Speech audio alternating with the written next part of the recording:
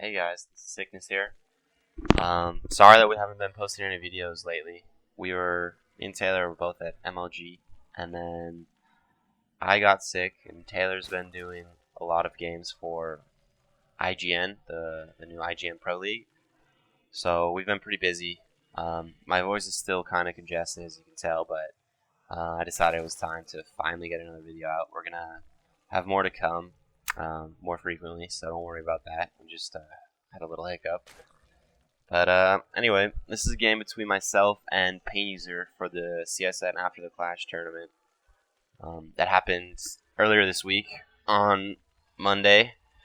And right now, this is the second game of the series. I'm going to only be casting this one. He beat me in the first game, and this is the second game, so I'm down 0-1. And yeah, it's a pretty good game here on Metalopolis. So, and as you can see, we have close air spawns. I'm in the bottom middle, of course, and Taylor, PainUser, is on the left side as the Terran. He's going pretty standard build as well as I am. So yeah, I'm gonna be doing 15 hatch, 14 pool. So far, I can't tell what he's doing exactly. I need to send that Overlord through his base so he's safe on the other side of his base. I don't really have time to check the gas or anything like that, or else he'll be able to kill it with a Marine. So here's the drone, seeing what his gas timings are. Now I know if he's got no gases so far, he's either going to do 2 racks or 1 racks FE. And considering that he has his 2 depots placed right there, instead of having just 2 racks there for the wall off, I'm thinking it's a fast command center. And I was looking for a macro racks over there on the left, just in case he tried to hide a racks and do some early pressure, but I didn't see anything. So now I'm almost fully sure that he's going to be dropping a CC anytime now. And as you can see, his minerals are shooting up to 400, so that's what he's going to be doing. And for me over here, everything's pretty standard. I'm about to start 2 queens once the spawning pool is finished. I'm going no gas. I've been favoring the no gas play for a couple weeks now. I really like it. Spanish Iwa was the one who kind of popularized it here. So hats off to him for that. But yeah, it works out really well. It allows you to get more drones early, and yeah, it's just good in general. I think you don't really need the early gas a lot of the times. You can just play a little bit more defensive and power up a little harder, and then come out stronger in the mid and late game. So now he's getting 2 gases here. Nothing special. It means he's probably, he's favoring probably a factory after the 1 racks, but I don't see that, so that's not part of my knowledge here in this game. So right now I'm just droning up as hard as I can, sending in a Zerg in here to scout.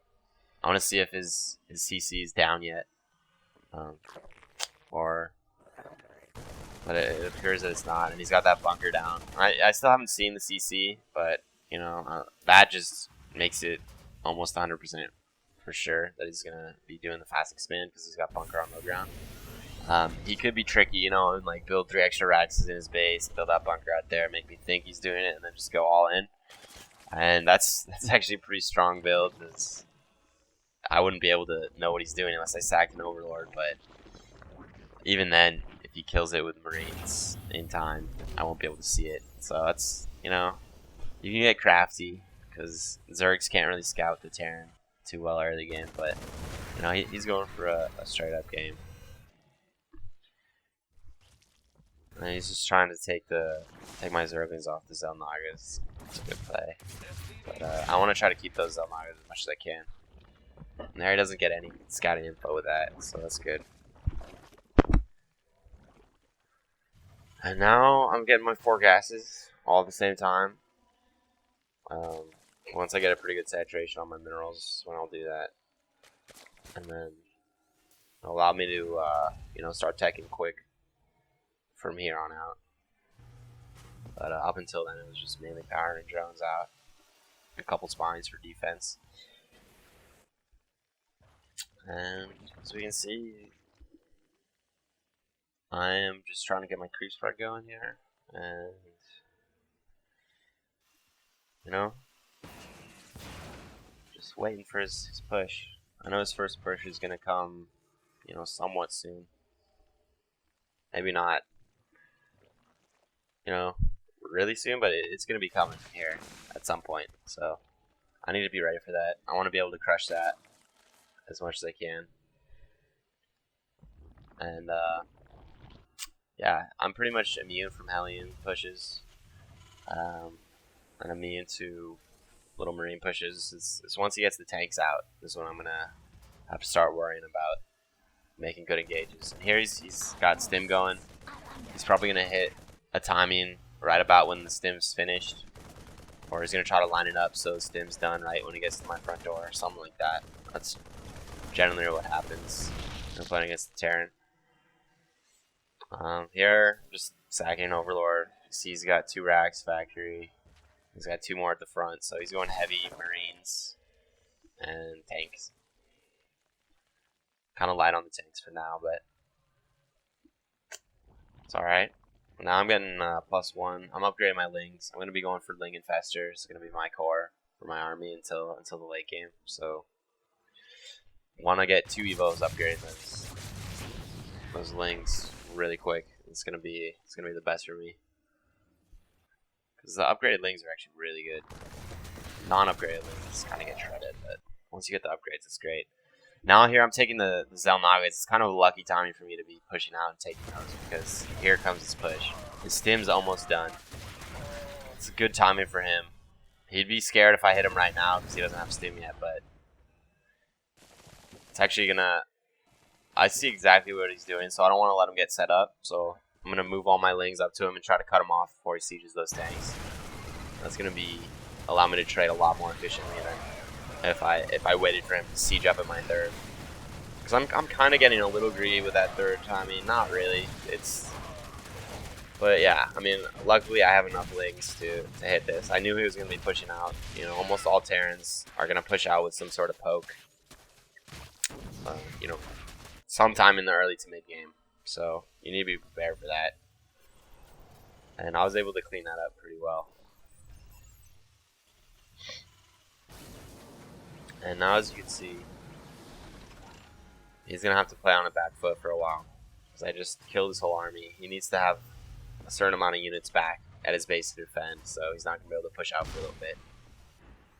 And he's got a pretty good infrastructure going though.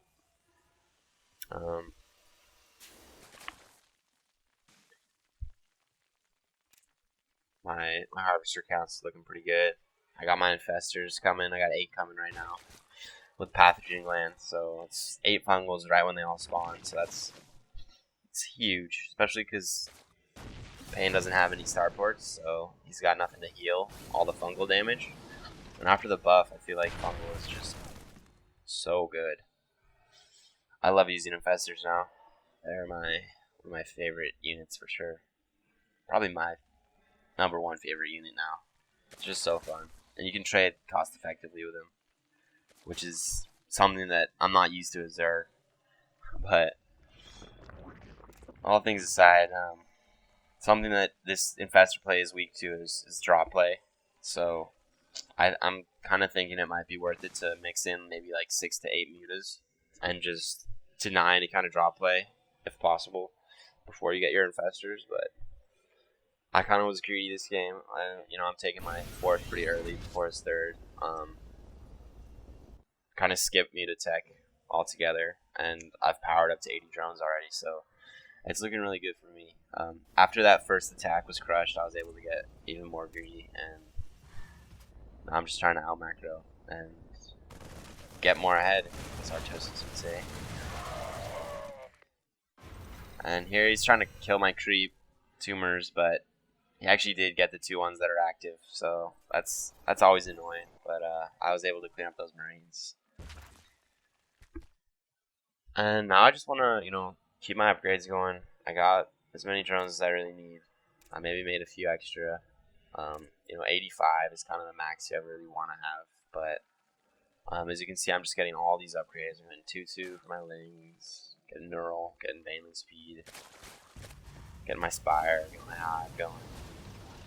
So spending a lot of money right now on upgrades, so I'll be able to come through pretty hard with my first push once I get close to maxed out. I don't want to let the Terran sit on 3 base. I mean, it's always pretty dangerous. If you can stop it, you should try to. And I have a bit of an advantage now, so I'm gonna be able to go on the offensive here in a second. I could be doing Nidus play too, which is, I think, worth it on these somewhat bigger maps. On the super big maps, it's definitely worth it to do. Even on this map too. I mean, Nidus is just great in general, but I'm gonna do the kind of the old-fashioned way of just trying to push him if he goes out of position,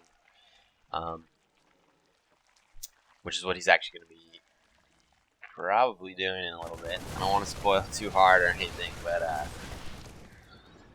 I heard that he might try to take his gold soon, but don't quote me on that. I'm just getting my Greater Spire, more upgrades, Burrow, Armor 3, Weapons 3 for my melee, and Adrenal Glands. So my army is becoming very potent, very fast right now. Got the Ultra Cavern coming. So I'm about to be one scary Zerg. I'm already on 5 base now. He just took his 3rd. So, this is a comfortable position for me.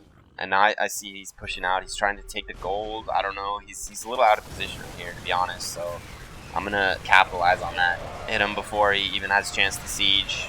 All those fungals are just dominating that whole clump right there.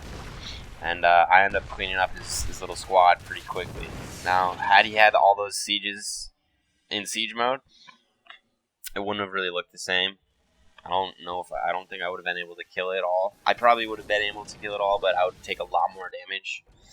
And even still, siege tanks in siege mode just deal so much damage that it's always risky to move into sieges when they're sieged up. So you can see I'm making 11 Corruptors. I'm going for Brood Lords because I already got the Greater Spire. I just need to... I'm going to try to deny his 3rd over here and trade some food. Because I'm at max right now, so I want to be able to use my money if I can. See, my money is just shooting up because I'm maxed out already. It's good to get a little surplus, going, so you can remax really quick. But you also want to trade, and get aggressive when you can. So that's what I'm doing here. Trying to kill some SCVs with these banelings. He's doing a pretty good split, but it doesn't matter. I have fungals. Oh, how I love fungal. So I just denied his 3rd. Now I'm looking really good. It's 200 food to 100. I'm on 6 base now. Here are my Corruptors. But little do I know. I can't morph those into Brood Lords right now. But I will be able to if I trade some supply. And I'm trying to deny his gold right here. There's a lot of stuff going on. Not going to be able to get that gold, so he's still able to hold on for life for a little bit. And as you can see, my Greater Spire just got sniped, so I can't morph those into Brood Lords, and that's kind of annoying. And he just killed my my Ultra Cavern too. I think he should have probably killed my spawning pool too, because I'm making so many links right now that kind of...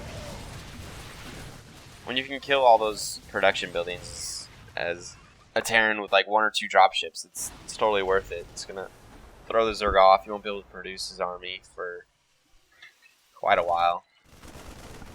But as you can see, I'm maxed out again, and as long as he doesn't get really lucky with an engagement, I'll be able to take this game from here. I don't really want to attack into that planetary fortress with all those sieges if I don't have Brood Lords, because I mean, it's going to allow him to trade really cost effectively with all those SCVs there too. So I'm going to just kind of hang out for a second, get some banelings, and try to go around his main force. If you can backstab, you always want to do it. You know, you never want to engage turn just straight on, because you know they're so effective when they're in the defensive position. But yep. So here I go. He's trying to bait me in that little squad, but I'm not gonna bite. Maybe even fungal his Marines. Oh, how I love fungal! Look at that, so good. And at this point, you know, I've got a full backstab. He's completely open to this attack right now. There's not much he can do. His sieges are out of position. Everything's getting fungal. And that's going to be pretty much it for him. I mean, I'm in his infrastructure. I'm killing all his production. And there's a GG. I would like to say that Pain ended up winning the series 2-1. So I don't want you guys to get any ideas. But yeah, overall, I was able to capitalize on his attacks. You know, he moved out, and I hit him before he had a chance to get to his destination and siege up. He wasn't really 100% careful with his push, with both of those pushes, the one in the middle at the gold and the one on the right side going towards my third. But other than that, you know, I macroed up pretty hard. Took a lot of bases and got upgrades. And, you know, I was ready for attacks. And I was just powering up. And it can pay off really well, because at the end there I had a huge surplus of money, and I was able to check to my tier 3, 3.5 even. And yeah, so that's just a good game for me to come back and cast. But you know, me and PainUser, we've been playing a lot. We've been trying to get better, trying to improve. But yeah, we still love doing these videos. So just let us know what you think. And yeah, we love comments and critiques. So just let us know. And thanks for watching.